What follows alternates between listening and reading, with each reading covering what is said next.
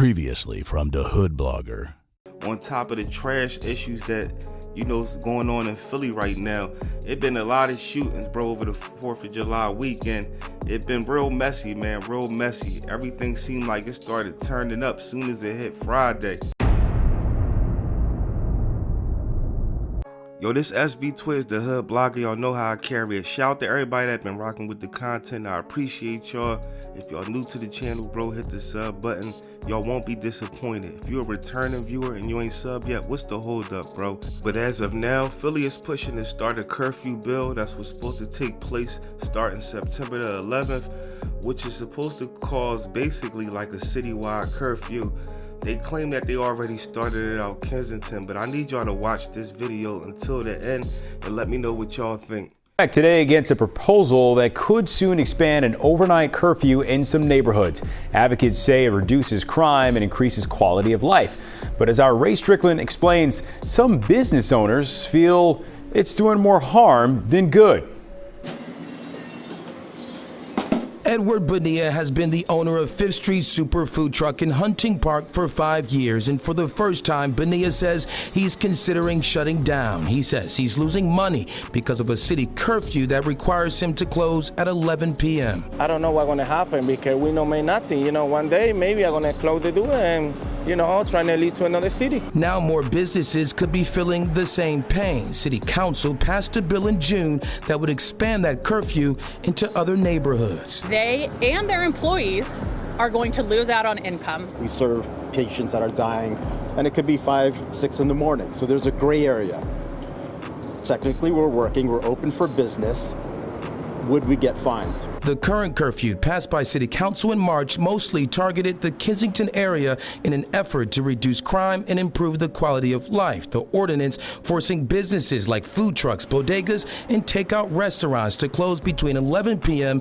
and 6 in the morning. Establishments with liquor licenses are not included. The Institute of Justice shared this map with us, showing how areas in Fairhill and Germantown will be affected. We saw in the Kensington community that homicides went down by 80%. Councilwoman Ketsi Lozada, who spearheaded the bill to implement the curfew, says it's had a positive impact so far. She believes it will have the same effect on other neighborhoods. There is a sunset clause to this legislation that will allow us to review the impact that legislation like this one are having in different neighborhoods. And if there's a need to make an adjustment at a later time, then we'll do that. And the bill that would expand the curfew has yet to be signed by the mayor, but Councilwoman Lozada says the legislation does have her support. Now, the plan is for it to take effect on September 11th, but of course, business owners are hoping the city reconsiders.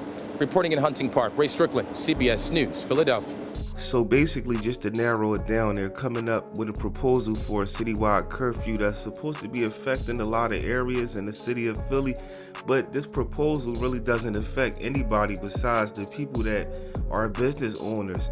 Now, if you notice, they said that this will not affect places that have their liquor licenses, which we all know will go down where the liquor is at. The bars, clubs, you name it, we know what happens there. So it really doesn't make any sense. But my whole thing is this: the city of Philly is trying to do their best to clean up, but it's one thing that we missing. For instance, check this out. Philadelphia, a drug hotspot that attracted crime and gun violence for years, has been cleaned up. Philadelphia's mayor and local leaders say it was all possible because the community did its part, along with efforts by both the state and city. Our Jennifer Lee takes us to the celebration. The Philadelphia Community Outreach Committee and police say it took about 2 years of consistent dialogue and investments to reclaim this empty lot and driveway. We told them the community had enough. For years, this empty lot and alleyway at 52nd and Arch Streets was a haven for open-air drug sales, crime, and gun violence. PPD Captain Paul Brown grew up in the neighborhood and estimates for at least 20 years. What they did was they sold narcotics. There was a lot of violence when it came to gunplay. Captain Brown says neighbors decided to rally for a safer and cleaner community, and that's when Philadelphia Community Organization Committee stepped in and they all started working together. This community no longer wants you here. Now, we're not here to lock you up, we're here to wake you up. You're killing your people, you're destroying your community, and it needs to stop. On Thursday, neighbors, local and state leaders, police, and the Philadelphia Community Organization Committee celebrated the transformation at the former drug hotspot.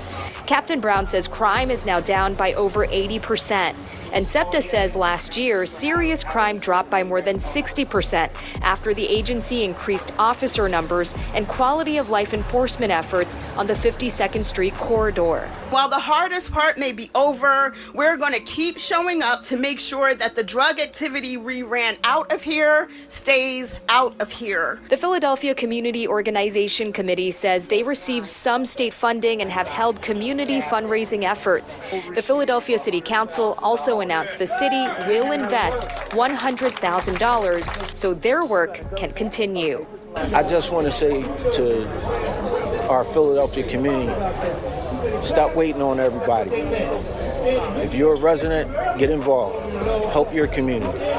We can all do that. In West Philly, Jennifer Lee, Fox 29 News. So around America and in Philly, as we can see, you know, the people from the neighborhoods are trying, but it doesn't make really any sense, because if you think about it, okay, they blocked off a vacant lot, they put a fence around it. So the people that chose to, you know, hustle and do things like that in that little section right there, just because you put that fence there, do you think that that's going to stop?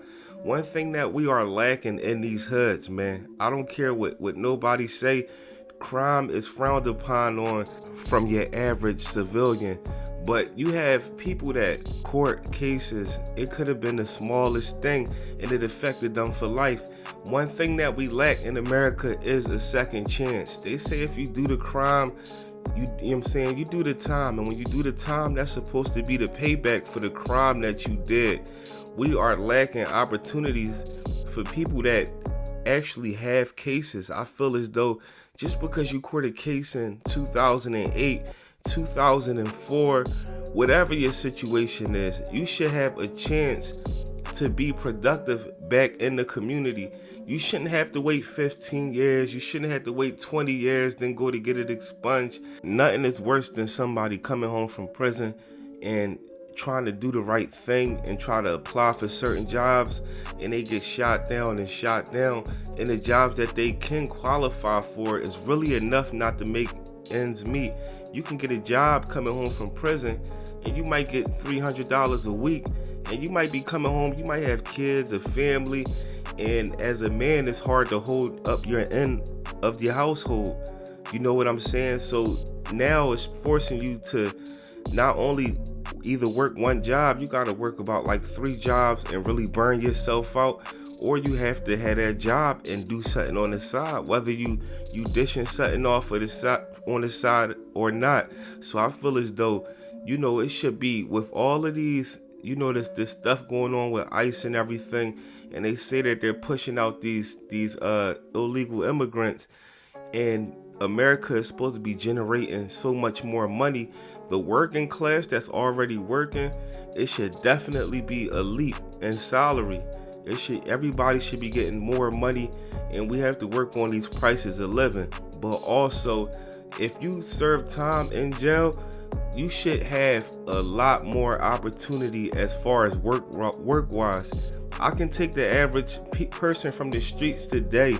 A person might be out there, they might be selling some tree or something like that, and they might not even be making that much, but they just trying to make ends meet. Those average guys, if you pull them to a job that they are guaranteed to get, where they could pull between $1,200 to $1,000 a week after taxes, guaranteed that it'll be a lot more people working and a lot less people in the streets doing certain things. It's not going to eliminate everything. That's impossible.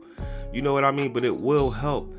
It will help, and this is just this is just proof right here of, you know, for those of y'all that might think that people that's in the streets or went to jail is pretty much just a waste.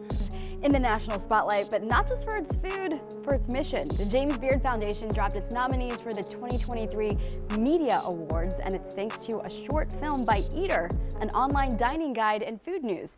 Down North Pizza is on the culinary world's radar. Pizza is good, it's so familiar. Eater had reached out crafting this episode series around like this cool stories within the restaurant industry. And Del North Pizza has quite the story. The pizza shop in Strawberry Mansion isn't just known for their square pan slices, but for the company's unique job prerequisite. Everyone in the kitchen has been to jail. Mohammed Abdul Haidi is the owner and founder. We exclusively hire formerly incarcerated individuals. We try to provide them with as many resources as possible. We try to enhance their living situations. And that's personal for you. Yes. At one point I was, caught up in my own legal troubles. They're a small community staple, but since opening 3 years ago, they've given second chances to dozens of people re-entering society. Both Eater, an online food news and dining guide, and now James Beard has taken notice. The website's episode titled The Experts got a James Beard nomination in the visual media short form category. At one point, I was caught up in the system, and anybody know that was in, the Philadelphia County Jail, that they provide these papers, and these papers are a list of jobs that's supposed to help you when you get home. And I know for a fact that I called every number on there. It was probably about 25 places, and it would have the name of the company and the number next to it. If you don't believe me, you can do your background check for anybody that you know that was in jail around that time of 2008, 2007, 2009, all around that section that received that list. They would tell y'all that every number on there went straight busy signal. The numbers weren't even active. So when you coming home and then you're on parole and you're really trying to get these jobs, it gets discouraging. We really need more opportunity for these felons that's coming home so they can have jobs that can provide for their family. It's people that might have been selling weed or something back in 2006 and they caught a felony for it. But now look at today's society where, if you got the paperwork right, you can have a dispensary and become a multi-millionaire, even down to getting caught with certain amounts that you won't even get in trouble for. I got arrested one time for, it was some herb and I wasn't even selling it. It was actually personal, but just because of the area I was in, they automatically charged me for intent to deliver. It was a bunch of ramped up charges that they did just to keep the jails flowing and stuff like that. Where I'm not going to say that everybody in the streets is going to take that opportunity, but the guy that has came home from prison and is in the streets right now, that if they did have better opportunities, they would take it.